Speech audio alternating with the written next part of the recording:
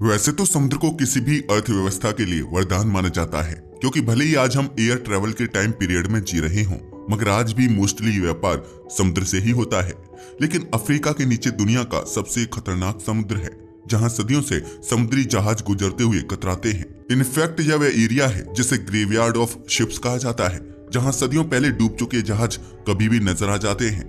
इसका अंदाजा आप इस बात से लगा सकते हो कि 17वीं सदी में लापता फ्लाइंग डचमैन नाम के जहाज को आज भी यहाँ देखे जाने का दावा किया जाता है। मगर यकीन मानिए, यह एक ऐसा एरिया है जहाँ हजारों जहाज के मलबे के निशान मिलेंगे। जी हाँ, आप सही समझे, हम बात कर रहे हैं केप ऑफ गुड होप की, जो दिखने में बेहद खूबसूरत समुद्र है, लेकिन शिप्स के लिए यह एक डेथ ट्रैप है। इसका अंदाजा आप इस बात से लगा सकते हो कि आज के जीपीएस और बड़े बड़े कंटेनर शिप के दौर में भी बहुत सारे समुद्री जहाज यहाँ गुजरने से कतराते हैं। मगर क्यों? आखिर ऐसा क्या है इस समुद्र में?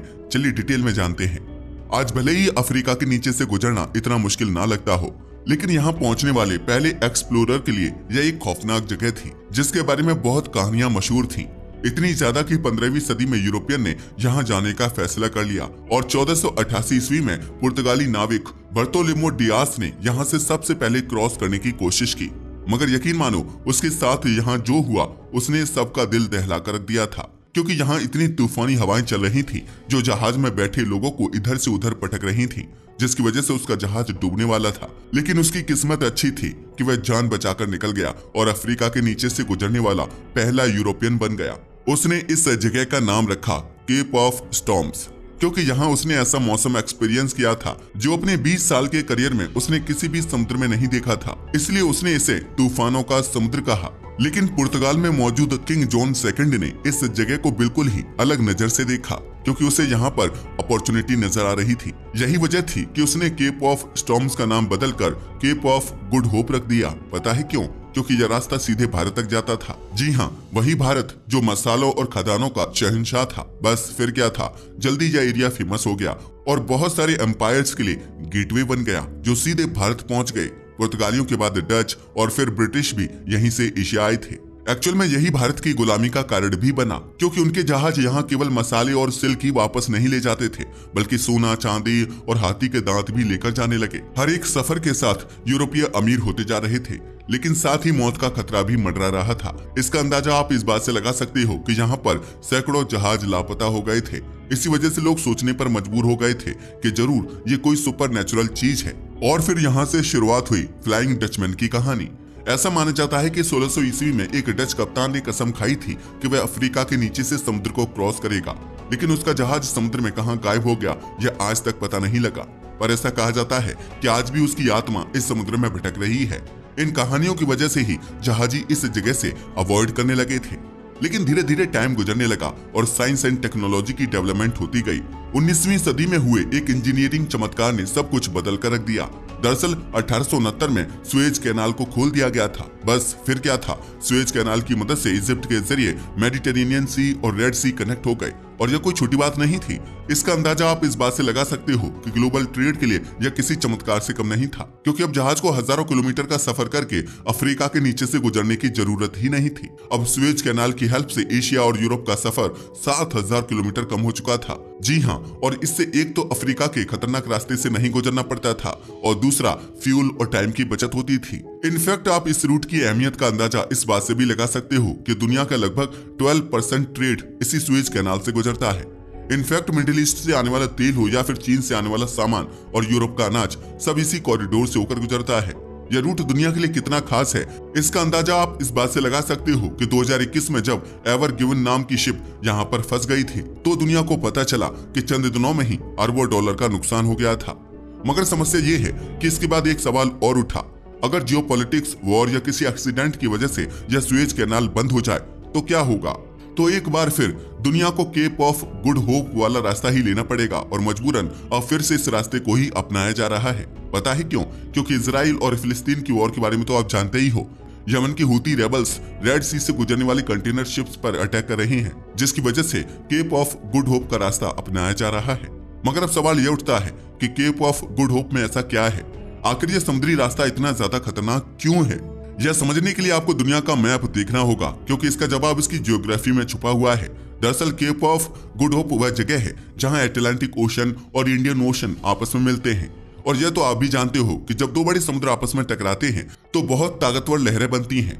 साथ ही ये दोनों अलग अलग डायरेक्शन से आती हैं, जिसकी वजह से इन लहरों का डायरेक्शन बार बार बदलता है। इसी कारण शिप्स को बहुत ज्यादा प्रॉब्लम का सामना करना पड़ता है। इसके अलावा यहाँ पर रोरिंग फोर्टिस भी मौजूद है। रोरिंग फोर्टिस की बात की जाए तो यह 40 डिग्री लैटिट्यूड पर चलने वाली बहुत ही पावरफुल हवाएं हैं, जो इस इलाके को और भी खतरनाक बना देती हैं। ये हवाएं कितनी तेज होती हैं, इसका अंदाजा आप इस बात से लगा सकते हो कि समुद्र में 3 मंजिला इमारत जितनी ऊंची लहरें पैदा कर देती हैं। इनफैक्ट सर्दी के टाइम पर तो यहाँ 10 से 15 मीटर ऊंची लहरें उठती हैं, जिसकी वजह से शिप्स ऐसे हिलती हैं जैसे मिट्टी या प्लास्टिक का कोई खिलौना हो। ये हवाएं हमेशा तूफान लेकर आती हैं, जिसकी इंटेंसिटी आज मॉडर्न स्टील के बने जहाज भी बर्दाश्त नहीं कर पाते। वे भी लहरों के आगे टिक नहीं पाते। लेकिन यहाँ खतरा सिर्फ रोरिंग फोर्टिस और लहरों का ही नहीं है, बल्कि यहाँ की कोस्ट लाइन भी बहुत ज्यादा खतरनाक और सपाट है, जिसकी वजह से शिप्स रुक ही नहीं पाते। यहाँ शिप्स को रुकने की कोई जगह नहीं मिलती। उस जमाने में जब जहाज केवल हवाओं के सहारे चला करते थे, पानी में सफर और भी नामुमकिन था, क्योंकि जरा सी गलती की वजह से जहाज सीधे चट्टानों से जाकर टकरा जाता और टुकड़े टुकड़े हो जाता। ऐसे कई मलबे आज भी इस एरिया में पड़े हुए हैं। वैसे हम आपको बताना चाहेंगे कि यहाँ पर सिर्फ केप ऑफ गुड होप ही डेंजरस नहीं है, बल्कि समुद्री यात्रियों को और भी ज्यादा खतरों से गुजरना पड़ता है। एक्चुअल में अफ्रीका के वेस्ट कोस्ट पर नामीबिया नाम का देश मौजूद है। नामीबिया में स्केलेटन कोस्ट है। इसके नाम से ही आपको अंदाजा लग गया होगा। दरअसल यह एक ऐसा तट है जहां सदियों से घने कोहरे, तूफान और ताकतवर लहरों ने बहुत से जहाजों को तबाह किया है। आप जानकर हैरान रह जाएंगे कि जब वर्ल्ड वॉर सेकंड चल रहा था, तब एक ब्रिटिश शिप डूबकर यहाँ पूरी तरह बर्बाद हो गई थी और उसके लोग इस रेगिस्तान में फंसकर मरने को मजबूर हो गए थे। साथ ही अगर ईस्ट की तरफ बढ़े तो वहाँ पर मोजाम्बिक चैनल भी मौजूद है। मोजाम्बिक चैनल को तो आप जानते ही होंगे अपने तूफानों की वजह से। अगर आप इसके बारे में एक सेपरेट वीडियो चाहते हैं तो हमें नीचे कमेंट करके जरूर बताइएगा। हम आपके लिए मोजाम्बिक चैनल पर एक सेपरेट वीडियो लेकर आएंगे। इस जगह पर बहुत सारे तूफान आते हैं। साथ ही हवाओं की स्पीड इतनी तेज होती है कि वह शिप्स को पेपर की तरह उड़ाकर रख देते हैं। यही वजह है कि सदियों से नाविक इस एरिया से डरते आए हैं, जितना केप ऑफ गुड होप से। इनफैक्ट आज इतनी ज्यादा एडवांस टेक्नोलॉजी होने के बावजूद भी शिप्स यहाँ बहुत सावधानी से गुजरती हैं, क्योंकि किसी भी टाइम तूफान आ सकता है। अगर कोई जहाज इन तूफानों और लहरों से बच भी जाए तो एक और खतरनाक खतरा उसका इंतजार करता है, और वो है पायरेट्स यानी समुद्री लुटेरे। दरअसल सन 2000 के शुरुआती दौर में सोमालिया के करीब का समुद्र दुनिया का सबसे खतरनाक पॉइंट बन चुका था। यहाँ पर छोटी छोटी बोट्स में पायरेट्स आते, जिनके पास राइफल और रॉकेट लॉन्चर होते थे। ये बड़ी बड़ी टैंकर को किडनैप करके उनसे मिलियंस ऑफ डॉलर्स की फिरौती लेते थे। इनफैक्ट 2011 में इन पायरेट्स की वजह से वर्ल्ड इकोनॉमी को $7 बिलियन का नुकसान हुआ था। पता है क्यों? क्योंकि कंटेनर शिप्स को अपने गार्ड रखने पड़े, दूसरा अपना रास्ता बदलना पड़ा और तीसरा नेवी की सपोर्ट लेनी पड़ी।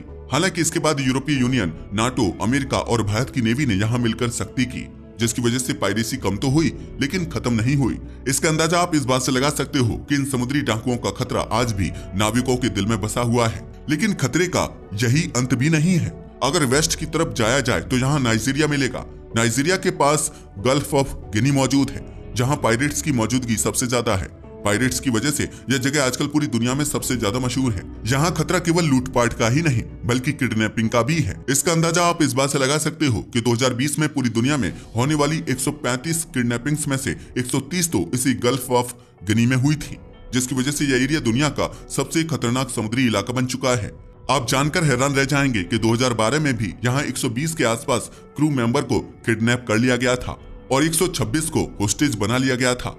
इस किडनैपिंग के बाद पायरेट्स की चांदी हो गई, क्योंकि वे बहुत ज्यादा फिरौती मांगने लगे। इन पायरेट्स ने एक चीनी शिप से $3 लाख लिए थे, तब जाकर उसे छोड़ा गया था। यही वजह है कि अफ्रीका के आसपास का यह सारा का सारा रास्ता आज बहुत खतरनाक बना हुआ है।